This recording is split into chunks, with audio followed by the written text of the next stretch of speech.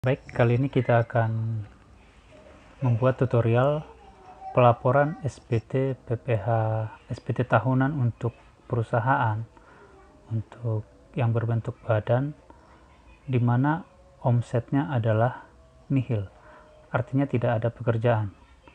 Bukan karena PPh yang harus dibayar nihil, tapi ini adalah SPT yang memang perusahaannya itu tidak ada pekerjaan. Jadi kita akan coba masuk. Yang pertama kita masukkan usernya ya. Ini adalah user untuk secara umum ini adalah usernya. Kemudian kita bikin passwordnya, lalu kita oke. Kemudian kita masuk ke program, lalu buat SPT. Ini kita close saja. Kita buat SPT, kemudian kita pilih tahun 2020 karena kita mau bikin 2020. Kemudian kita klik buat, lalu kita oke. Kemudian kita close, lalu kita buka di sini di program lagi, buka SPT yang ada. Nah, lalu kita buka yang mau kita klik yang mau kita buka tahun 2020 ya. Lalu kita klik buka lagi, kemudian kita klik OK. Setelah itu kita masuk ke SPT PPh. Di sini ada beberapa yang harus kita isi ya, beberapa bagian. Ada lampiran khusus, ada lampiran SPT PPh wajib pajak badan, kemudian juga transkrip, dan juga daftar surat setoran pajak bagi yang ada pembayaran pajak. Kita masuk ke lampiran khusus ya.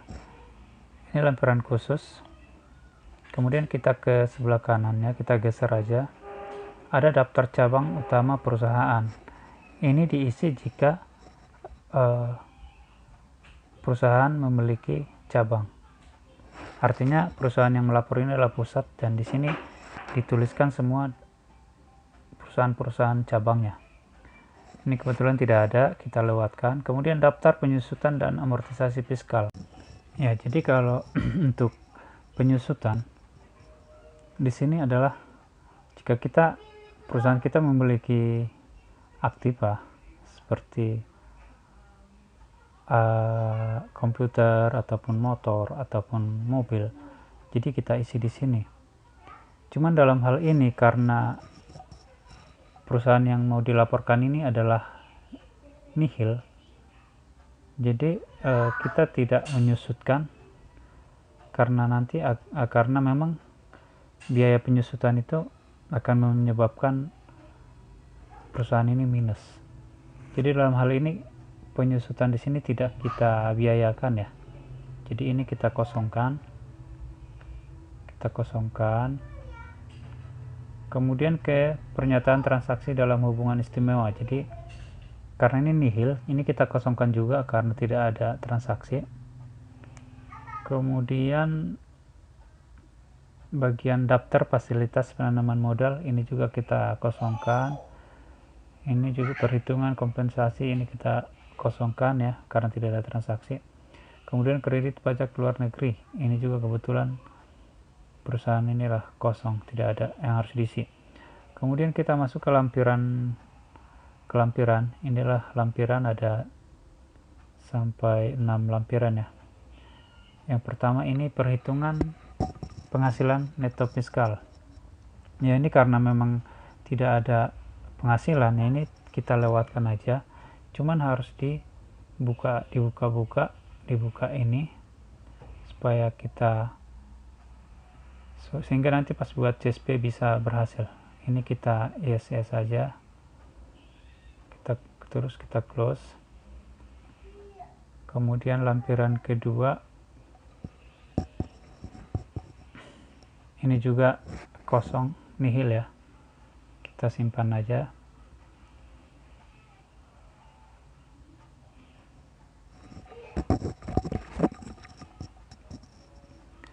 Kemudian di sini kredit pajak dalam negeri juga kosong, kita tutup aja. Lalu penghasilan yang dikenakan PPh final ini juga tidak ada.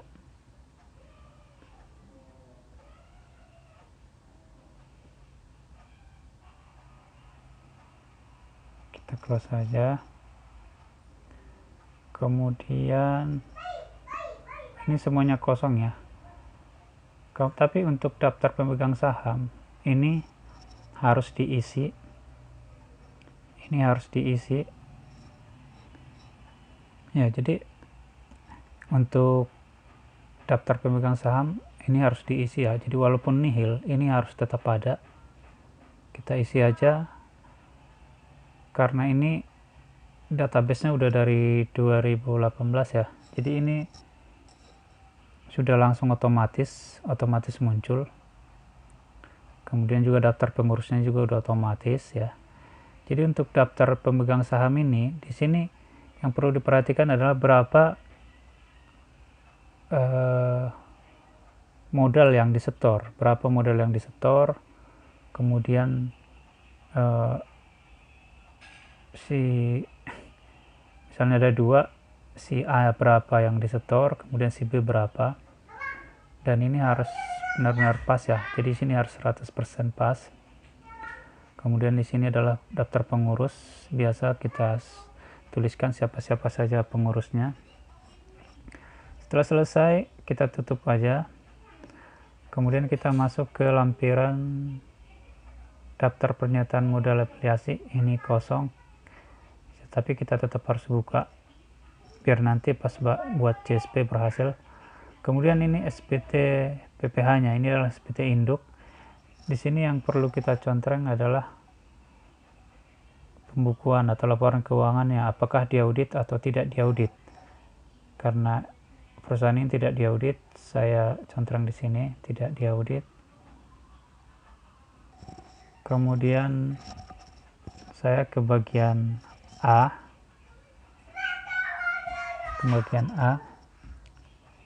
Ini semua adalah kosong ya. Semua kosong karena memang tidak ada transaksi. Kemudian di bagian E ini juga kosong. Kemudian di sini ada pernyataan. Ini juga kita kosongkan aja, tidak dicontreng ya. Lalu di bagian terakhir ini yang perlu dicontreng adalah transkrip kutipan elemen-elemen. Ini harus kita isi. Kemudian ini tidak usah, daftar fasilitas tidak ada, daftar cabang utama juga tidak ada, kredit pajak luar negeri juga tidak ada. Jadi hanya transkrip ya. Hanya transkrip aja yang kita isi. Kemudian di sini penandatangan SPT. Ini adalah wajib pajak. Kemudian tanggal lapornya kita bikin aja tanggal hari ini ya. Ini 02. Ini tanggal, kita bikin aja tanggal 5. Kemudian kita klik simpan. Cuman di sini kalau kita ke pembukuan ini atau di bagian A, di sini ada tertulis tahun buku Januari 2018 sampai dengan Desember 2018. Padahal sekarang adalah udah 2020, harusnya untuk tahun 2020 ya. Jadi caranya biar ini berubah jadi 2020 adalah ini kita simpan aja dulu, kita tutup. Caranya ada di sebelah sini, kita buat di profil ya. Jadi caranya dari utility, profil wajib pajak, lalu kita ubah di sini tahun bukunya. Di sini tahun bukunya. Caranya kita klik dulu di sini ubah. Lalu kita tuliskan di sini tahun sampai tahun atau tahun yang harus kita laporkan. Setelah itu kita simpan. Apakah data tersebut akan disimpan? Kita klik yes. Oke. terus kita tutup, lalu kita cek lagi apakah sudah berubah. Tapi caranya kita buka lagi dari sini, tidak bisa langsung ya karena sudah ada perubahan. Kita ke program, terus buka SPT yang ada, lalu buka oke. Nah, ini baru bisa terbuka. Kita akan lihat apakah sudah berubah. Ya, di sini sudah berubah ya, 2020, jadi sudah sesuai yang sebenarnya. Kemudian tadi di sini kita udah selesai ya, udah selesai mengisi. Jadi sangat simpel ya karena nihil. Lalu kita close. Setelah selesai kita close, kita ke transfer kutipan elemen laporan keuangan. Ya, ini adalah neraca dan juga laporan laba rugi. Iya, di neraca kita harus tetap isi ya. Jadi di laba rugi karena memang nihil, dikosongkan. Kemudian di neraca ini harus tetap kita isikan. Kita akan coba mengisi ya untuk neraca. Kita akan buka neraca dari perusahaan ini. Ya, ini adalah laporan laba rugi ya. Jadi kami kosongkan ya. Karena memang tidak ada penjualan, sementara biaya-biayanya juga tidak kami biayakan, termasuk penyusutan tidak dibiayakan ya. Kemudian kita akan lihat di rugi laba di neraca. Kita akan mengisi yang pertama adalah kas. Kasnya adalah 137.335 ya. 37.335.980. Kemudian investasi sementara tidak ada, piutang tidak ada karena memang tidak ada penjualan. Piutang-piutang ini tidak ada. Kemudian adanya di aktiva lancar lainnya dan aktiva tetap lainnya. Ini ada aktiva ya, kita totalkan aja yang 33 ini, totalnya 87. Kita buat aja di aktiva tetap 87. Kemudian penyusutan, ini ada penyusutannya. Jadi ini penyusutan, ini adalah akumulasi penyusutan dari tahun-tahun sebelumnya. Kalau untuk tahun ini tidak dibiayakan, jadi ini adalah akumulasi tahun sampai tahun 2019. Kita isi 26 juta. Totalnya udah 198 ya, udah sama. Pastikan ini sama dengan ini. Kemudian kita ke kewajiban. Di sini tidak ada ya, di sini tidak ada hutang. Yang ada cuman modal dan juga laba tahun sebelumnya. Kita isikan aja modalnya 100 juta. Ini adalah modalnya. Ya, kemudian ini salah ya. Ini dipindahin ke bawah. Jadi di sini yang 100. Ini 0. Jadi modal saham 100, kemudian laba ditahan sebelumnya adalah 98 335 980 98 335 980. Ya, ini udah selesai, kita isi ya.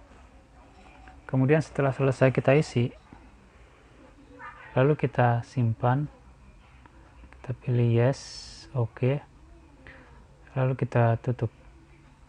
Setelah selesai, lampiran khusus sudah kita isi, lampiran juga udah, SPT induknya sudah, transkripsinya sudah. Kemudian daftar surat setoran pajak ini hanya untuk yang ada kekurangan pajak.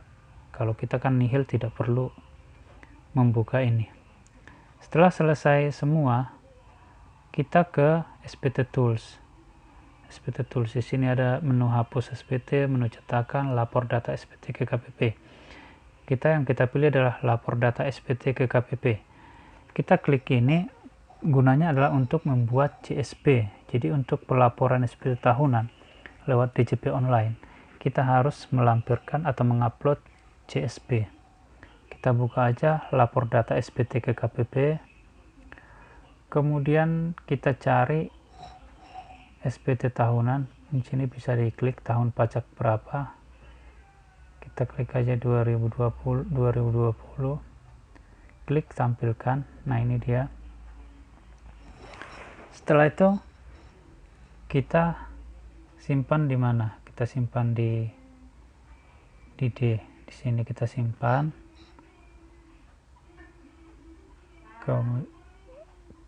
Kemudian kita klik create file. Kita tunggu saja. Data telah disimpan dalam bentuk CSV format. Kita klik OK. Setelah itu kita close saja ini. Ya, setelah kita selesai membuat CSP-nya, kita akan lihat CSP-nya dulu. Ya, ini adalah CSP-nya.